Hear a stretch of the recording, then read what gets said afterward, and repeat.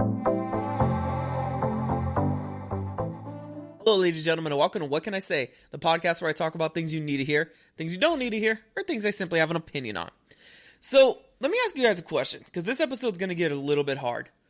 How many of you guys are living with the pain that you identify with yourself so much that you yourself cannot tell a story of your life without including that one specific moment, or in some aspects of this, a sequence of events, because in your opinion, it basically changed everything? The reason why I ask this question is because I read a lot of studies about kids that were bullied in high school, middle school, and even elementary school, that whatever the bully did to the kid, they were so physically abusive, they were so mentally abusive, it pierced the kid's psyche. Now, if any of you guys have ever been bullied, I'm pretty sure that you can relate to this, because I've also read studies of kids going on in their 20s, 30s, and 40s, even 50s and 60s, with suicidal thoughts, with depression. Because the worst thing that bully did to the kid was, besides be verbally abusive or physically abusive, it placed an identity over the kid to where being bullied wasn't just something that happened. It was that life-changing moment that altered their life forever, that when they look at themselves in the mirror, they see that exact moment and they figure out, because that moment, it led them to wherever they're at in life right now. Now, I know some of you guys are not bullied in school, but as we get older in life though, life tends to do some of the bullying for us. And it can come in many different shapes and sizes, and come in the form of sexual abuse, physical abuse, mental abuse. Maybe there was a partner that they said they would never ever leave you in a million years, and they stuck a knife in your back. Maybe you're growing up in a toxic home environment. Maybe there's an uncle, there's family members involved. Maybe you were involved in a church and a priest did something bad to you. The whole point to this is that the list is endless.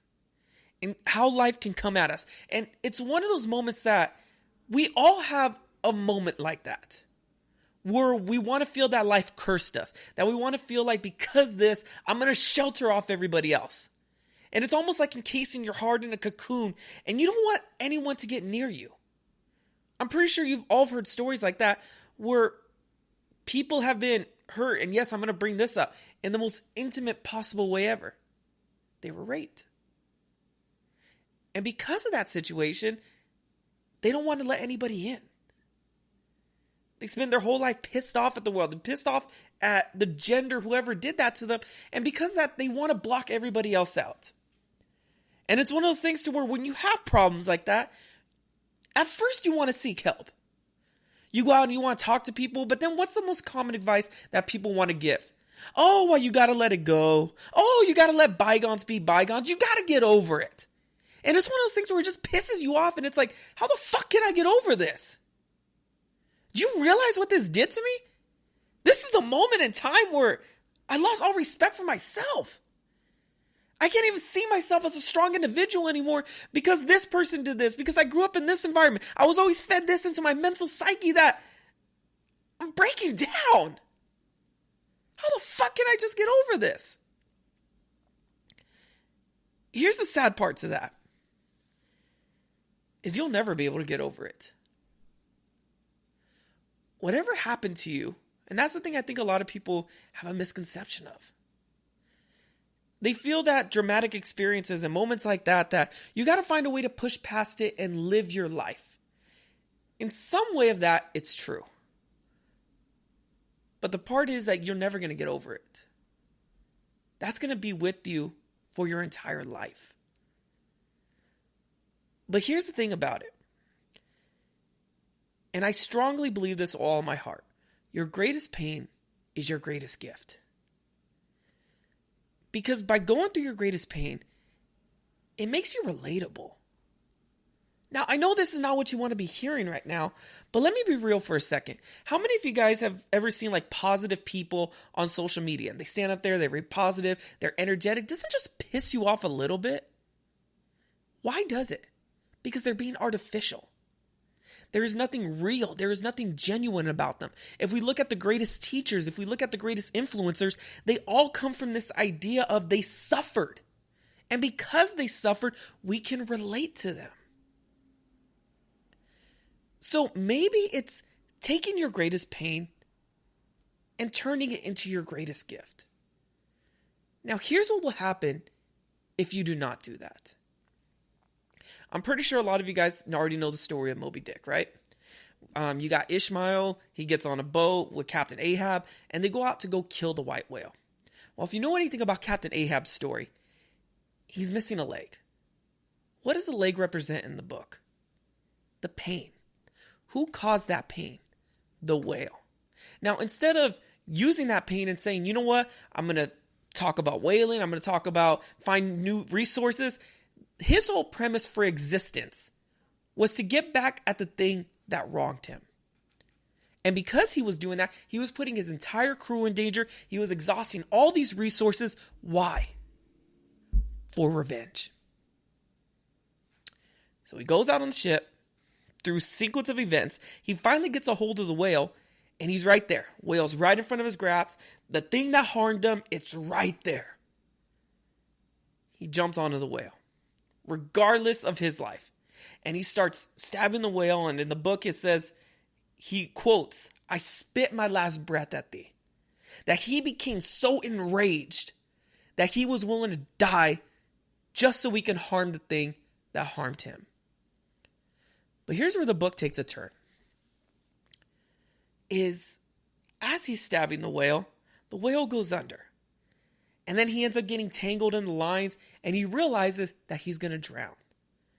In the movie, it does a really good job where it shows the whale and him cross paths. They link eye to eye.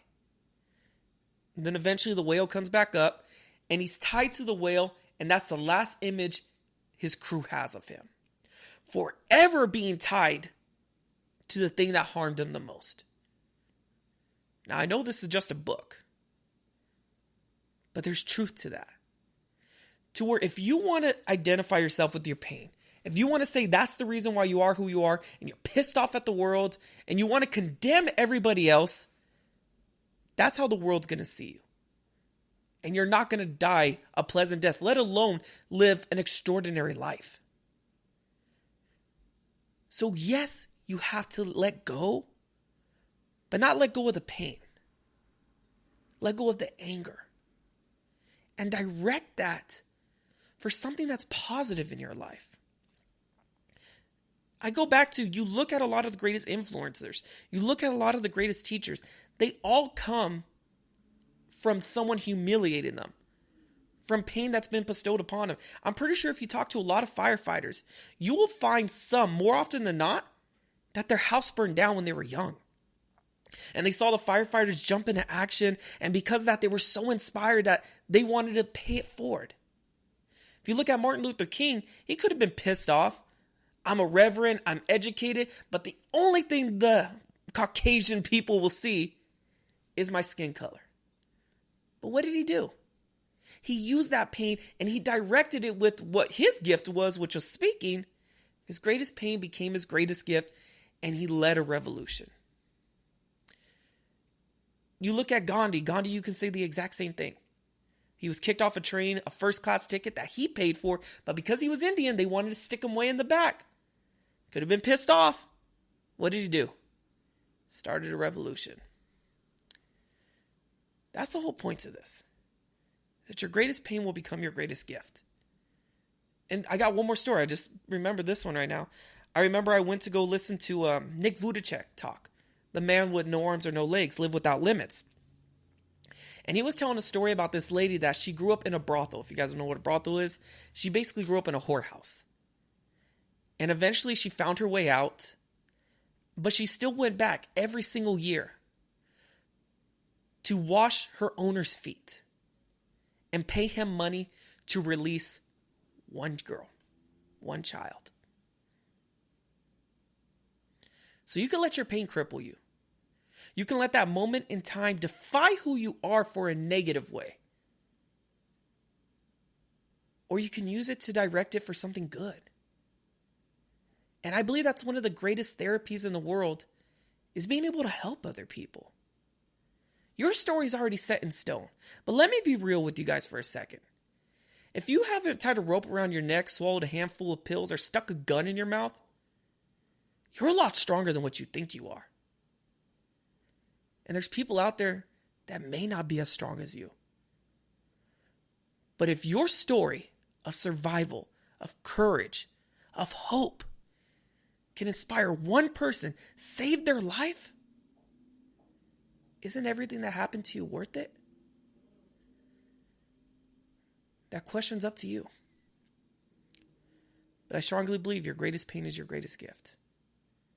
If you find meaning in the pain, to realize that this happened to me because it gave me insight to where I can affect these people. I've been to prison. I know what it's like. Not saying for me, I'm saying that if that's your story. If you could tell yourself, I've been to prison, I know what it's like. I got to get these people out. I've been in the gangs. I know what it's like. If I've been sexually assaulted, I know what it's like. You can reach a broader group of audience than people that have never been through that situation. So, that's my message for you guys. Take your greatest pain, make it your greatest gift, and inspire the next generation. Thank you guys for listening.